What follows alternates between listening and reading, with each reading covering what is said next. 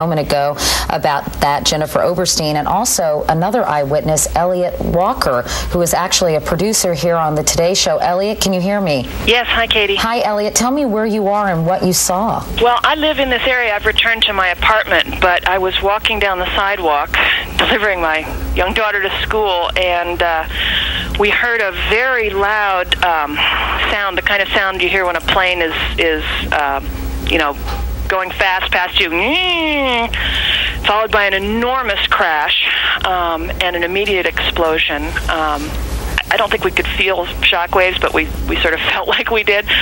And we were in a position where we could see the Trade Center almost immediately between the other buildings. And an enormous fireball that must have been 300 feet across was visible immediately.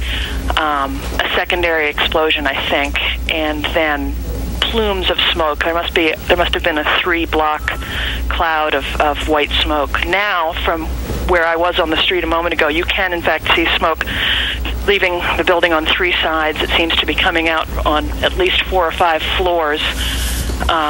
The air is filled with hundreds of thousands of pieces of paper that are just sort of floating like confetti. The area is swarmed with emergency vehicles and sirens. Obviously, we're very sensitive to this kind of thing in this neighborhood. Elliot, have you, of course, because of the incident that occurred in the early 1990s, have you seen any evidence, Elliot, of people being taken out of the building? You say that emergency vehicles are there, understandably so, but of course the major concern is human loss. I mean, do you know if there were many people in the building? Oh, another one just hit. Something else just hit. A very large plane just flew directly over my building, and there's been another collision. Can you see it? I can see it on the shot. Oh my! Something else has just. We just saw a plane circling the building. It is in the other building. We just saw a plane circling the building a second ago on the shot right before that. I think there may have been another impact. Can you tell? I just heard another very loud bang, and a very large plane that might have been a DC-9 or a 747 just flew past my window, and I think it may have hit the Trade Center again. To be honest, Elliot, I didn't get the impression that it was that big a plane. It looks big from here. I did see a plane go by a second ago, though, and it has now impacted the building. I'm trying to see if it's the different tower. I think it may have been. I believe the first one was World Trade Center 1, and it looks, from what I'm seeing on the television, like it may have been the second building. This is a piece of tape, and we may actually see another plane enter the picture here in a second. I wonder if there are air traffic control problems.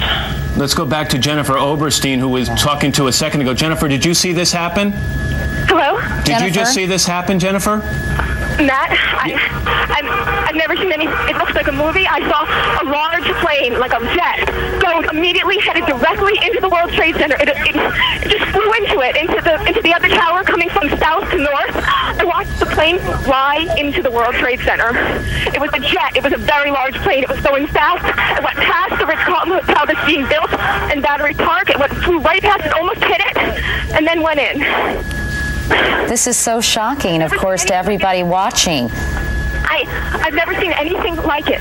It literally flew itself into World Trade Center. Obviously now we move from what appears to have, there it is right there.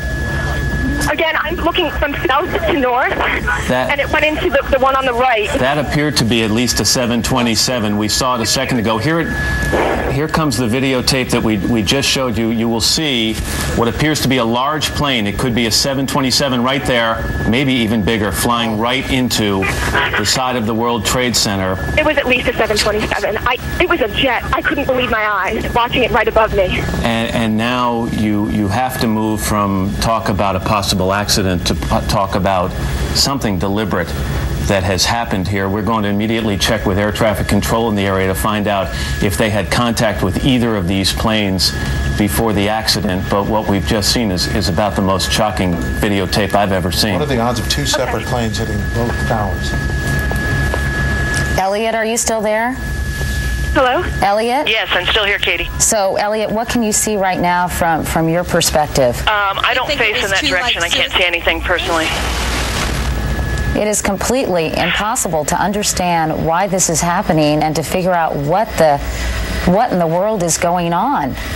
I think we have to be grateful Ali that the first Eberhard plane hit before 9 a.m., but it's now after 9 a.m., and I just wonder how many people were in those offices. Well, hopefully that they were evacuated following the first incident, and we can only hope that there was a very short period of time from when we first learned about this was probably about 8:50 Eastern time. This second incident occurred about 9:05, and so obviously that would be a short amount of time to get people out of the building. Ali Eberhard is another witness who is on the ground. Ali, can you hear me? Yes, hello. Please tell me what you're seeing.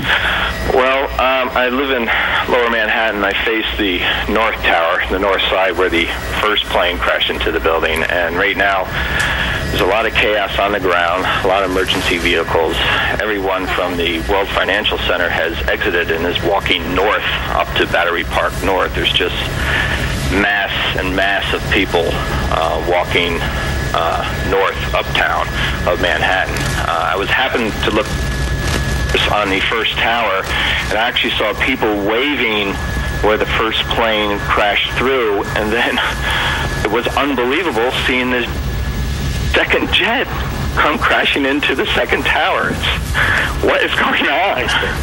And unfortunately, here in New York, many of our stations cannot see this, local stations, because the antennas are on the World Trade Center. They're backup towers on the Empire State Building, but television communication in New York City is probably pretty much knocked off the air. I just want to say something. We're looking at a picture here where it appears, because of the angle, I think, that the towers are leaning, and I don't think that is actually the case, because after the first impact, it looked as if it was the right-hand tower was leaning, and now somebody is saying, we're getting a witness saying they are leaning actually right now, which will give you an idea of the type of impact we're talking about. And that perhaps they're buckling under the force of the collision or the hole that's resulted from these two planes. We're going to go to George Shea right now, who has also witnessed both or one of these collisions. George, can you hear us? I can hear you. What did you see, George? Yeah, well, I was in a car driving up, just gotten out of the Battery Tunnel and driving north on West Street when an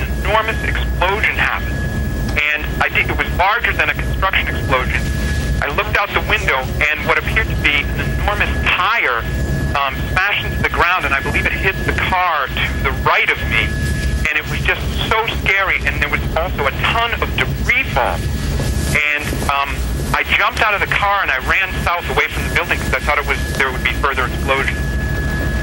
And have you seen anyone injured on the ground, George? A man next to me was actually hit by a piece of debris in his arm, and they said that someone had been badly hurt in a car ahead of me. I'm not certain if it was the car next to me, and I can't verify that. All I can say is that a lot of debris was falling. It was very confusing because everybody, I think, immediately assumed that a bomb had exploded, and that sort of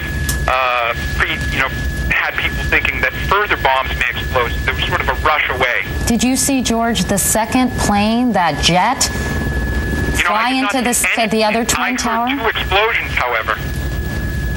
There was a first explosion that was louder, and then a second explosion, and but I could not see that, and I looked up, and when I looked up, I saw debris falling and the tire, as I said, a very large tire.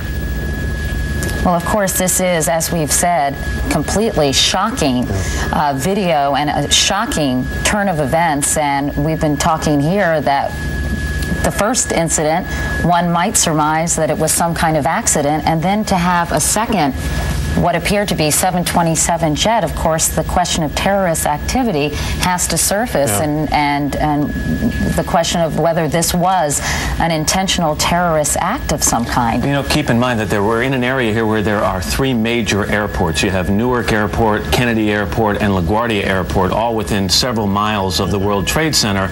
You know, it's very unusual for a plane to get into this area without being completely tracked or identified by air traffic control. So you would have to imagine that, A, if this plane were headed right for the World Trade Center, there must have been someone trying to talk or communicate with that pilot, and for it to fly right into the side of the building. Well, the smaller plane you can understand almost, but a jumbo jet, a large jet, completely. Let's re-rack that video, if we could, down in the control room where we actually saw the jet flying into the building, and I was mistaken when Elliot Walker said it was a big plane. I was looking in the distance and saw a small plane, which might have been a helicopter, actually, to see this plane come into the picture. There it is. That is a big plane. And, I mean, it's hard to imagine. It's a 737, we're now being told. and flying directly into the midsection of the what would be the eastern tower of the World Trade Center. I'm wondering if Jennifer Oberstein is still on the phone. Do we still have Jennifer on the phone? She's actually not on the phone because she was near a police officer. At least we could have perhaps gotten more information from that officer.